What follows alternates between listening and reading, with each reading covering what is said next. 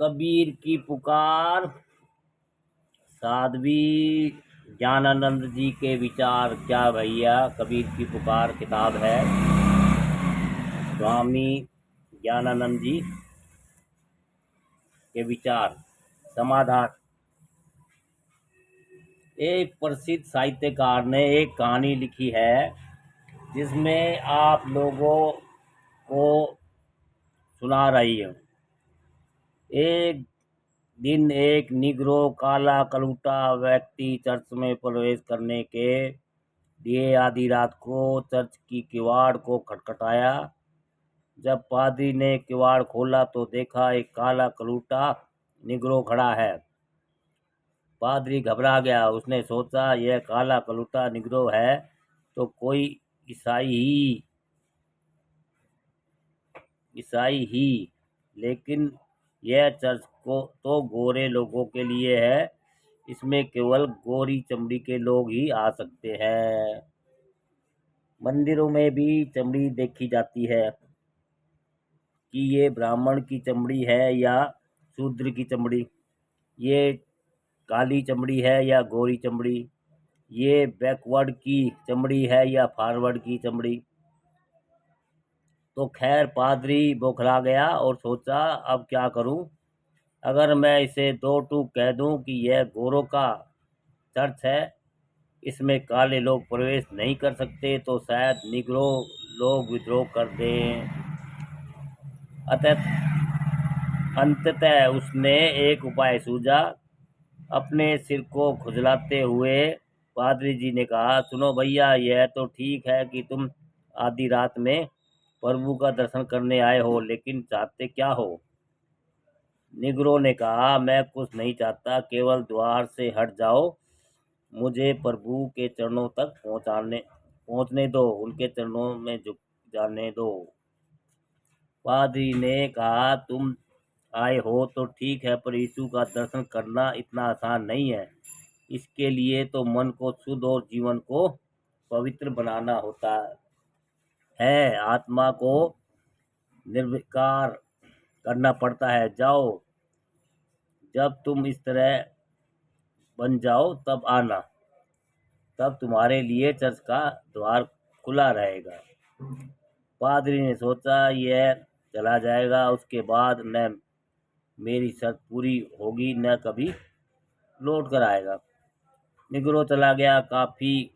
कभी कभी पादरी सोच लिया करता कि कहीं वह आ तो नहीं जाएगा, लेकिन वह निश्चित था कि निग्रो पुनः नहीं आ सकता, क्योंकि वह शर्त ही ऐसा रखा था कि कितनी भी मन शुद्ध होता, पादरी कह देता कि अभी तुम्हारा मन पूर्णतः शुद्ध नहीं हुआ है, मन को और शुद्ध करो। इसी तरह इंतजार करते करते 1 साल व्यतीत हो गया।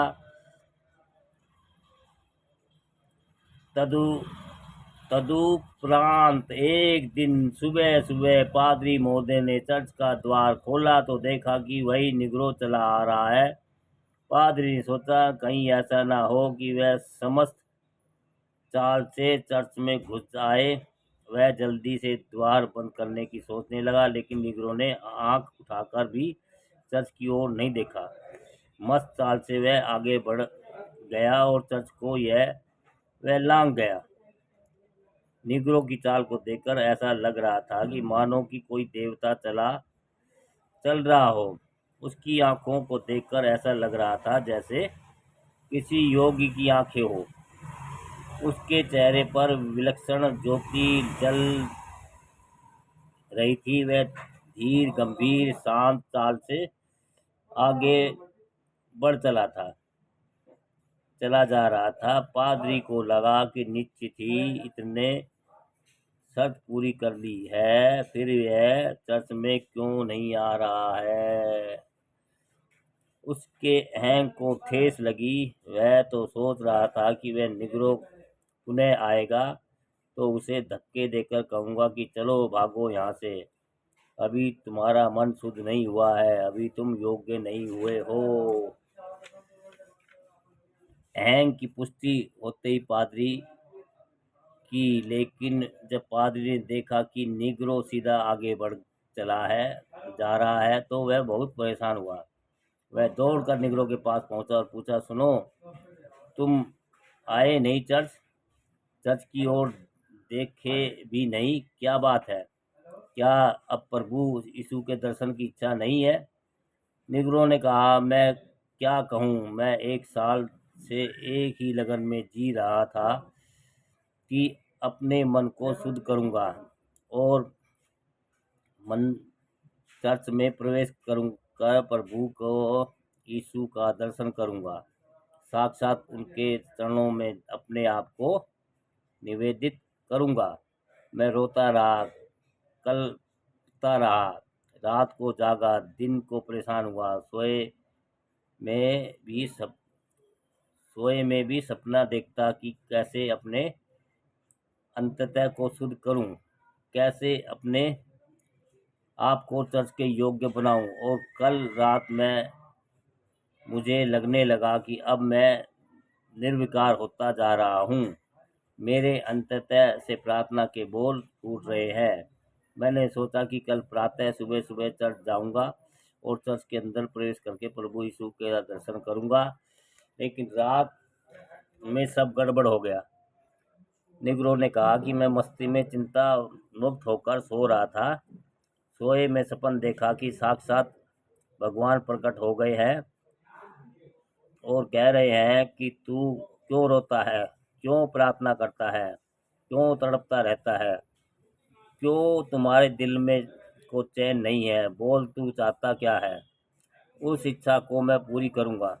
तो मैंने प्रभु से कहा, प्रभु मुझे कुछ नहीं चाहिए, मेरे गांव में जो चर्च है उसमें केवल प्रवेश मिल जाए और मैं कुछ नहीं चाहता।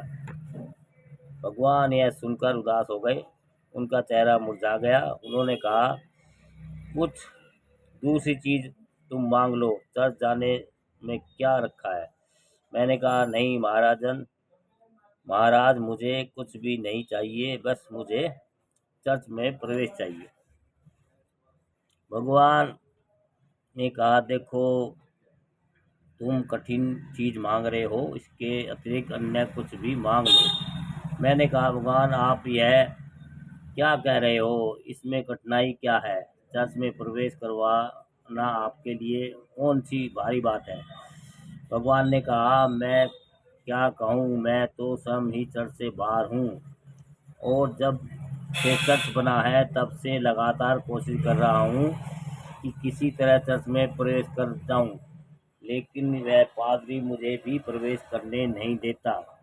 वह समझता है कि भगवान के प्रवेश कर जाने पर चर्च में समता और प्रेम की धारा बहने लगेगी, फलतः उनका व्यवसाय समाप्त हो जाएगा। जब स्वयं मैं चर्च से बाहर हूँ तो भला तुम्हें कैसे प्रवेश करवाऊँ? यह सुनकर मैं भौचक्का हो गया। क्या प्रभु के चर्च में प्रभु की अनु अनुस्पति अनुस्पित स्थिति अनुस्थिति उपस्थिति मतलब यह है कि ना होना, प्रभु के घर में प्रभु का ही प्रवेश वर्जित। मैंने सोचा प्रभु के घर में प्रभु को प्रवेश करने दिया जाता तो वस्तुतः वह प्रभु का घर नहीं है। जिस धर्म स्थल में प्रभु प्रवेश नहीं कर सकते तो वह कैसा धर्मस्थल है? अतः मैंने भगवान से कह दिया कि जब तुम उस चर्च में प्रवेश नहीं कर सकते, तुम्हें प्रवेश करने नहीं दिया जाता, तो मैं भी उस चर्च में प्रवेश करने को इच्छुक नहीं हूँ। यह कहकर निग्रो बढ़ गया और पादरी आंखें फाड़ कर देखता रहा। तो सदगुरु कबीर साहब जी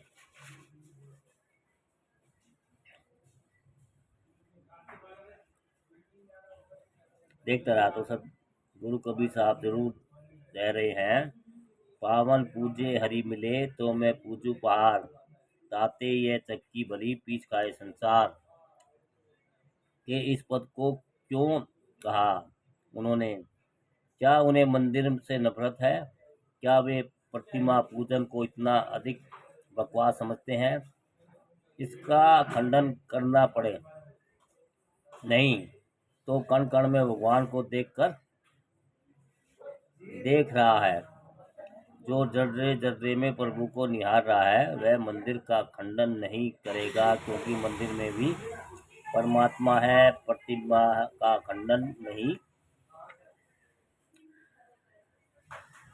नहीं करेगा, क्योंकि अगर भगवान सर्वव्यापी है तो प्रतिमा में भी परमात्मा है। सतगुरु कबीर साहब को यह साखी इसलिए कहनी पड़ी क्योंकि उस समय एक विशाल वर्ग का मंदिर में प्रवेश वर्जित था। लोग हीन भावना से ग्रस्त होकर रह रहे थे। उन लोगों को लग रहा था कि वे पूजा अर्चना में न सम्मिलित हो सकते हैं, न अपने देवता को के आगे सर झुका सकते हैं। फलतः धर्मांतरण जोरों से हो रहा था। लोग टूट रहे थे और टूट टूट कर अपने धर्म से, अपने मार्ग से भटक रहे थे। इसलिए सतगुरु कबीर साहब ने जोर देकर कहा,